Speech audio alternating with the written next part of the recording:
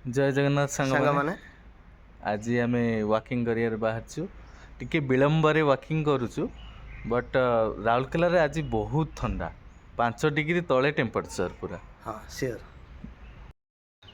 हम्म ସାଙ୍ଗମାନେ ଜୟ ଜଗନ୍ନାଥ। ଆଜି ଦେଖନ୍ତୁ ଆମର ବାଗାନ ଭିତରେ କ୍ୱାର୍ଟରର ବାଗାନ ଭିତରେ କିଛିଟା ଫୁଲ ଲଗା ହେଇଛି। हम्म ଆମ ରାଉରକେଲା ସାଧାରଣତଃ ଫୁଲ ଚୋରି ବେଶୀ ହୁଏ।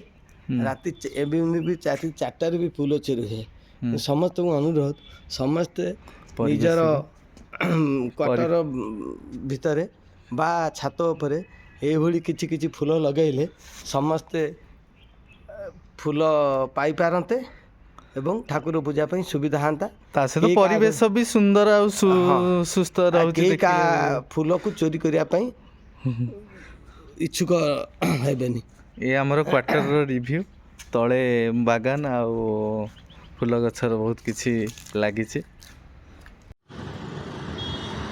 ସାଙ୍ଗମାନେ ମୁଁ ଆପଣଙ୍କୁ ଗୋଟେ ଦୃଶ୍ୟ ଦେଖାଉଛି। ଏଠି ରାଉରକେଲା 13 ନମ୍ବର ମେଲଣ ପଡ଼ିଆରେ ଗାଡ଼ିମାନେ ଲାଇନ୍ ଦେଇଛନ୍ତି ତାଙ୍କର ସ୍ୱାସ୍ଥ୍ୟ ପରୀକ୍ଷା ପାଇଁ। ସେମାନଙ୍କର ସ୍ୱାସ୍ଥ୍ୟ ପରୀକ୍ଷା ହେଉଛି।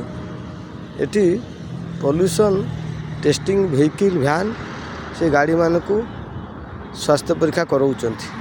ଏଠି ମୁଁ ଲକ୍ଷ୍ୟ କରୁଛି କୌଣସି ଗାଡ଼ିକୁ ପଲ୍ୟୁସନ୍ ଟେଷ୍ଟିଂ ଭ୍ୟାନ୍ ରିଜେକ୍ଟ କରୁନାହିଁ। ତା'ମାନେ ସବୁ ଗାଡ଼ିଙ୍କର ପଲ୍ୟୁସନ୍ ଠିକ୍ ଅଛି ଏବଂ ସାର୍ଟିଫିକେଟ୍ ମିଳୁଛି। ପ୍ରାୟ 15 ଦିନ ହେବ ରାଉରକେଲାରେ ପଲ୍ୟୁସନ୍ ସାର୍ଟିଫିକେଟ୍ କାର୍ଯ୍ୟ ଚାଲୁ ରହିଛି।